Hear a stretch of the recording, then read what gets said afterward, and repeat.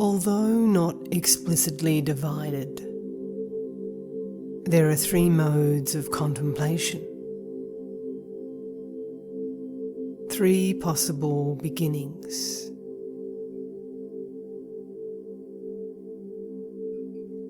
Firstly, the best of these kinds of beginnings is a sudden emptying of the soul, in which images vanish,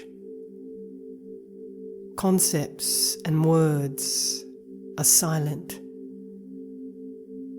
and freedom and clarity suddenly open out within you until your whole being embraces the wonder, the depth, the obviousness, and yet the emptiness and unfathomable incomprehensibility of God.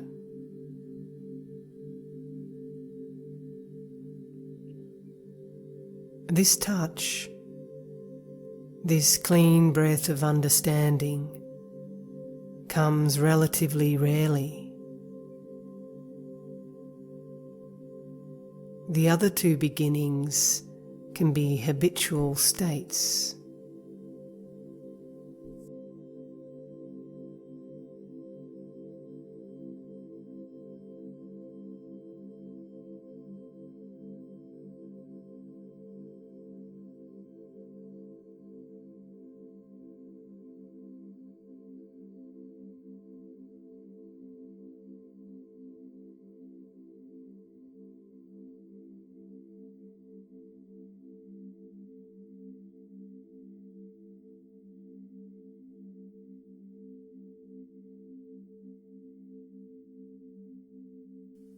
Secondly, the most usual entrance to contemplation is through a desert of aridity, in which, although you see nothing and feel nothing and apprehend nothing, and are conscious only of a certain interior suffering and anxiety, yet you are drawn and held in this darkness and dryness, because it is the only place in which you can find any kind of stability and peace.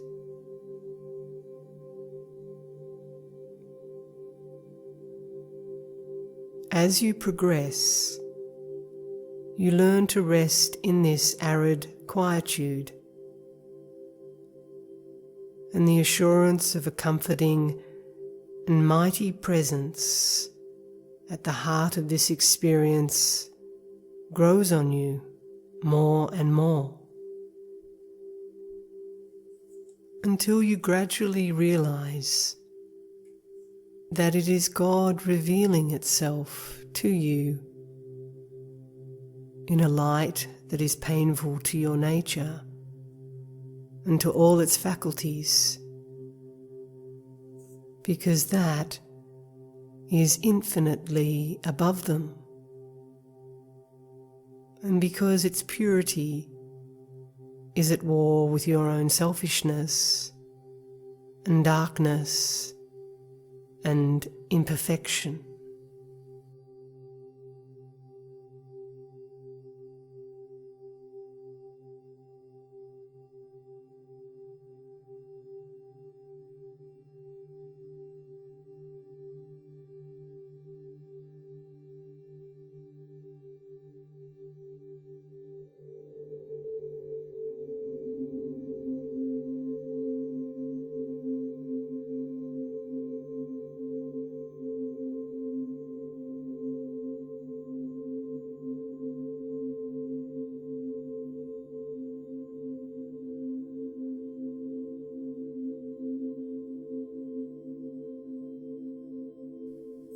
Thirdly, then there is a quietude sambrosa,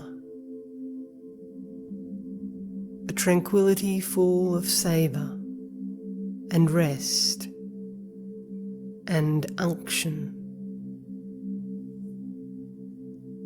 in which, although there is nothing to feed and satisfy either the senses or the imagination or the intellect,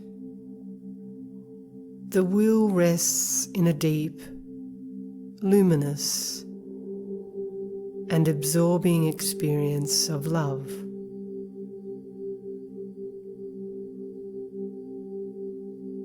This love is like the shining cloud that enveloped the apostles on Thaba,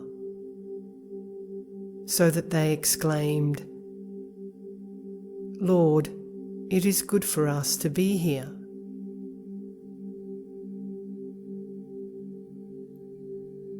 And from the depths of this cloud come touches of reassurance,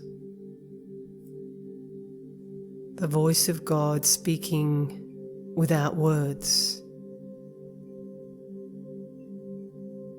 uttering its own word.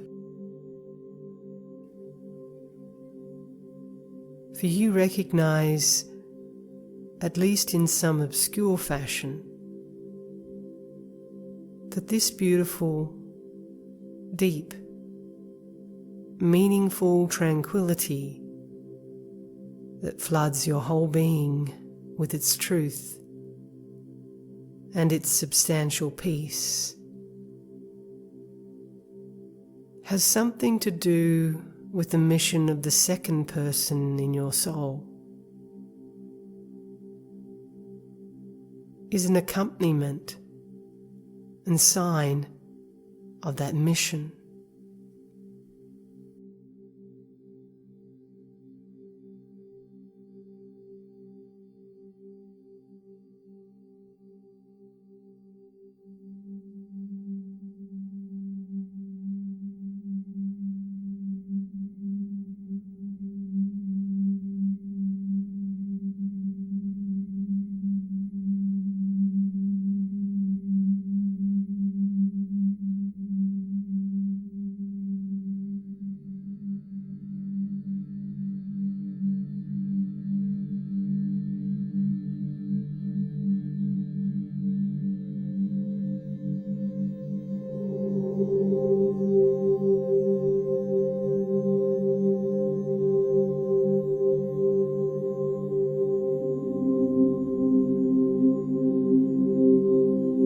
Thus, to many, the cloud of their contemplation becomes identified in a secret way with the divinity of Christ,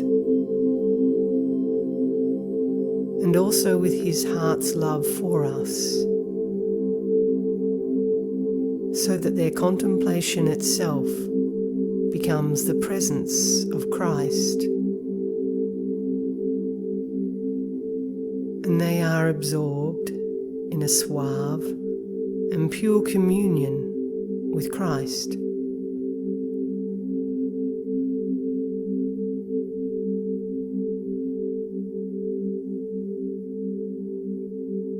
He becomes to them a sensible presence who follows them and envelops them wherever they go and in all that they do. A pillar of cloud by day and a pillar of fire in the night. And when they have to be absorbed in some distracting work, they nevertheless easily find God again by a quick glance into their own souls. And sometimes when they do not think to return to the depths and rest in that, they are nevertheless drawn to that unexpectedly, into obscurity and peace.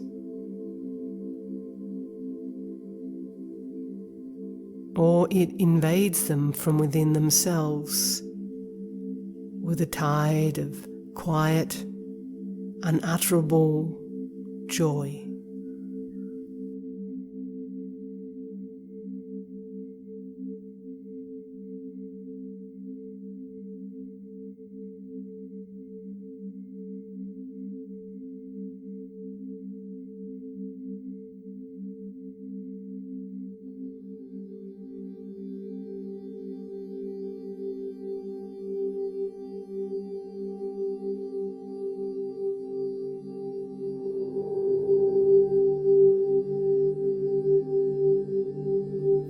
Sometimes these tides of joy are concentrated into strong touches, contacts of God that wake the soul with a bound of wonder and delight. A flash of flame that blazes like an exclamation of inexpressible happiness, and sometimes burns with a wound that is delectable, although it gives pain. God cannot touch many with this flame, or touch even these heavily. But nevertheless, it seems that these deep movements of the spirits of God's love keep striving, at least lightly, to impress themselves on everyone that God draws into this happy and tranquil light.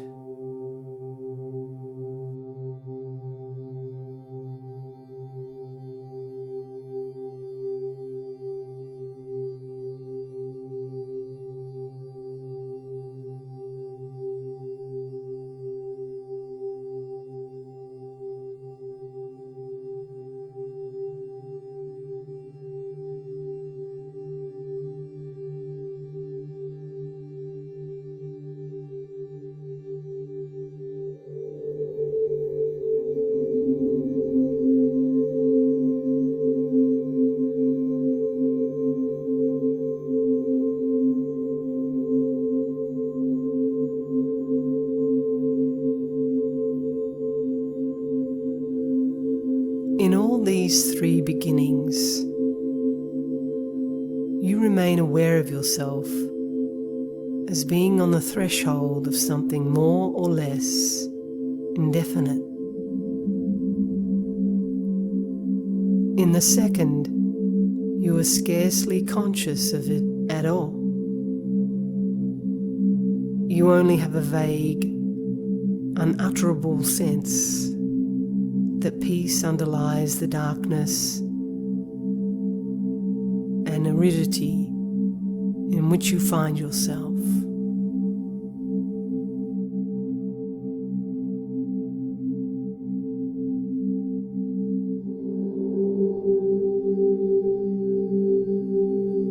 You scarcely dare admit it to yourself, but in spite of all your misgivings, you realize that you are going somewhere and that your journey is guided and directed and that you can feel safe.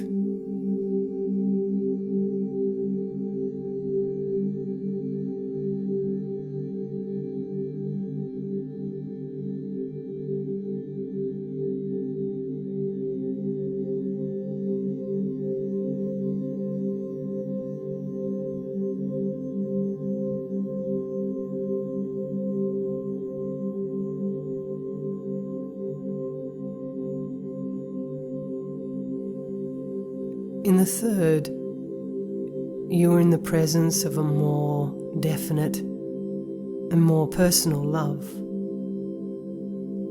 who invades your mind and will in a way you cannot grasp, eluding every attempt on your part to contain and hold it by any movement of your own soul. You know that this presence is God, but for the rest, that is hidden in a cloud.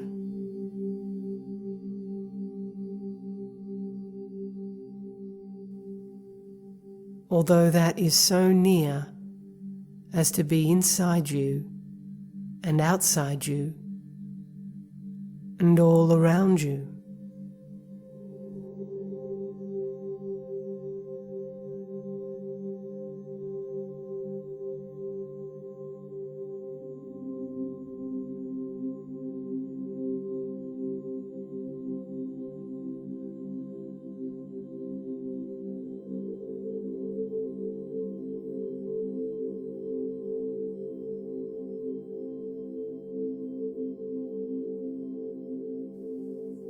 When this contact with God deepens and becomes more pure,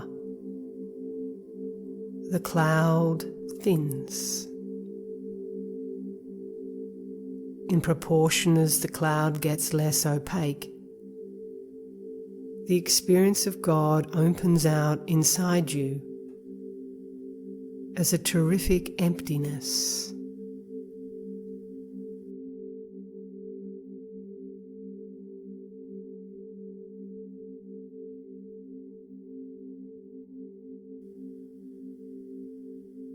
What you experience is the emptiness and purity of your own faculties,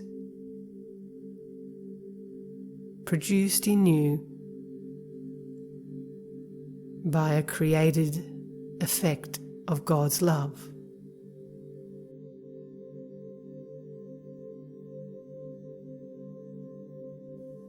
Nevertheless, since it is God itself who directly produces this effect and makes itself known by it without any other intermediary, the experience is more than purely subjective and does tell you something about God that you cannot know in any other way.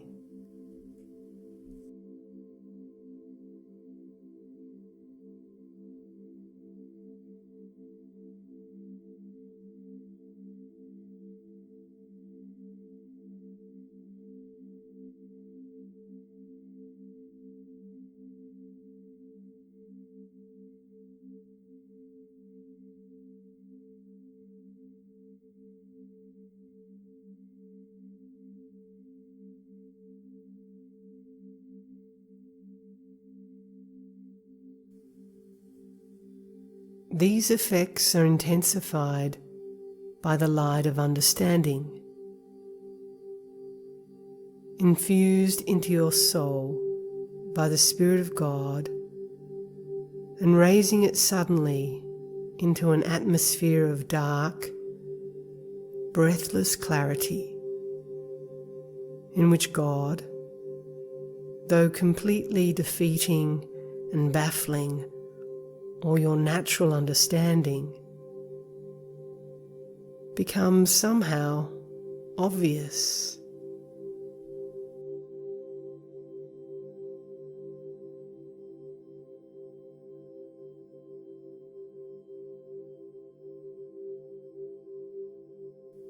However, in all these things, you remain very far from God, much farther than you realize. And there are always two of you. There is yourself, and there is God, making itself known to you by these effects.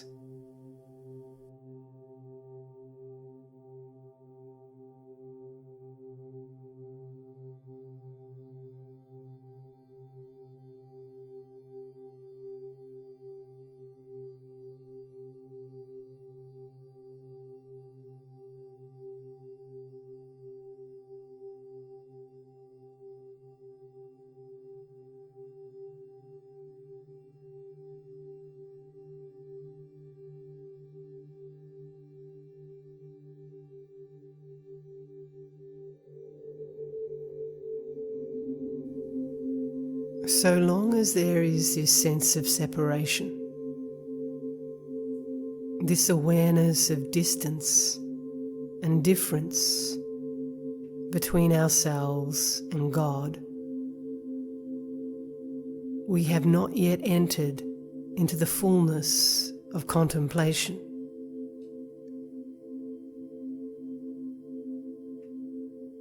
As long as there is an I, that is the definite subject of a contemplative experience, an I that is aware of itself and of its contemplation,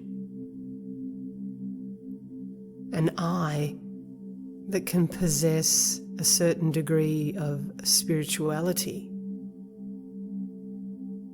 then we have not yet passed over the Red Sea. We have not yet gone out of Egypt.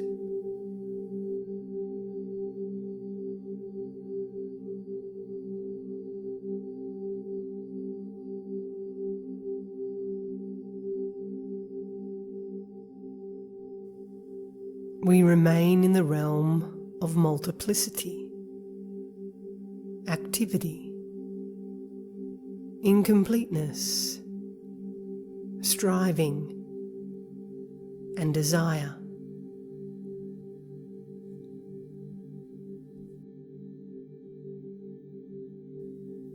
The true inner self, the true indestructible and immortal one, the true I, who answers to a new and secret name known only to themselves and to God, does not have anything, even contemplation. This I is not the kind of subject that can amass experiences, reflect on themselves. For this I is not the superficial and empirical self that we know in our everyday life.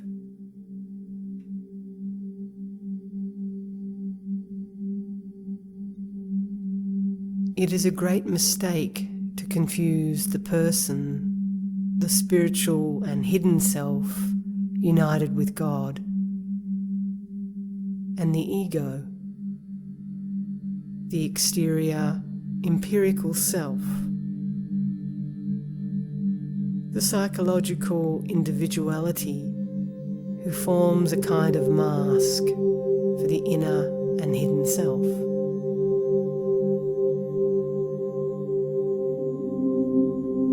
This outer self is nothing but an evanescent shadow. Its biography and its existence both end together at death.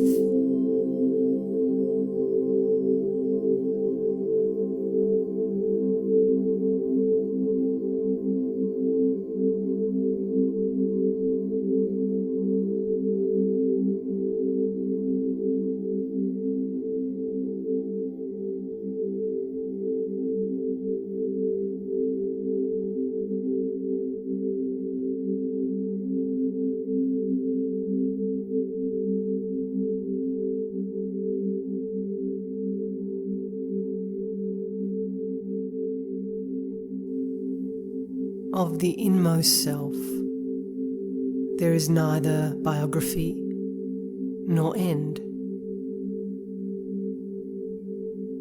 The outward self can have much, enjoy much, accomplish much, but in the end, all its possessions, joys, and accomplishments are nothing, and the outer self is itself nothing, a shadow, a garment that is cast off and consumed by decay.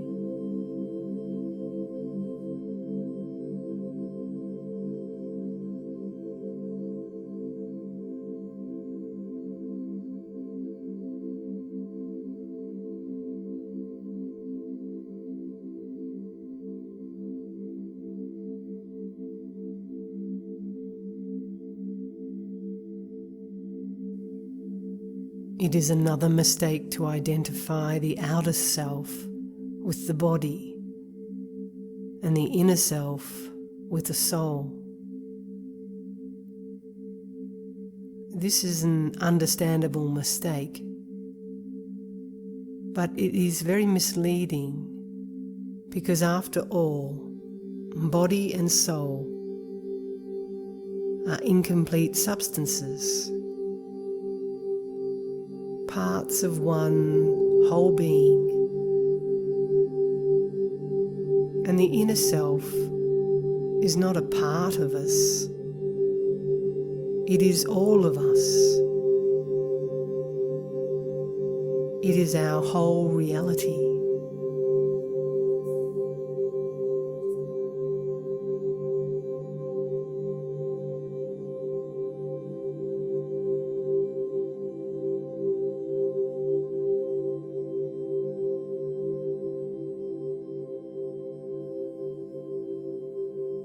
Whatever is added to it is fortuitous, transient, and inconsequential. Hence, both body and soul belong to, or better, subsist in our real self, that which we are.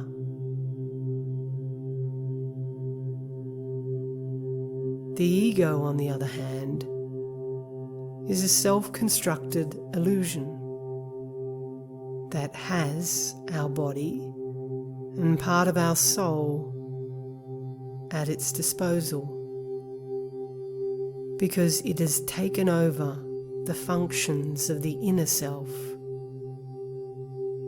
as a result of what we call man's fall.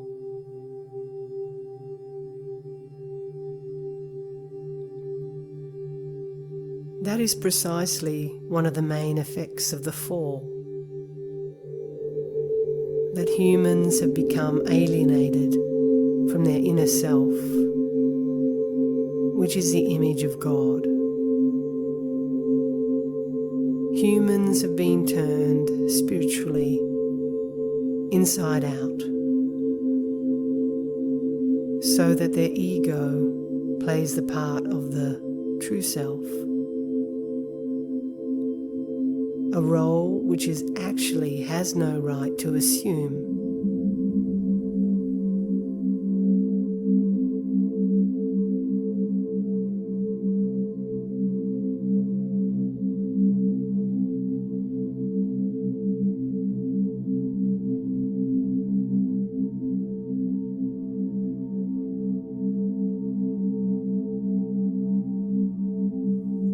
In returning to God and to ourselves, we have to begin with what we actually are.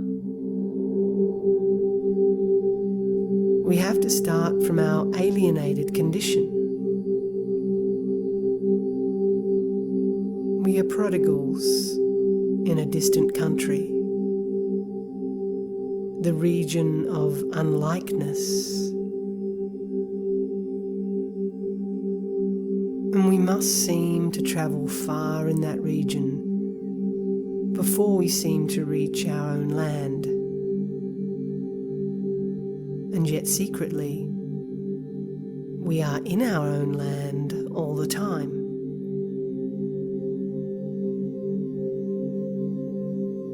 The ego, the outer self, is respected by God and allowed to carry out the function which our inner self cannot yet assume on its own.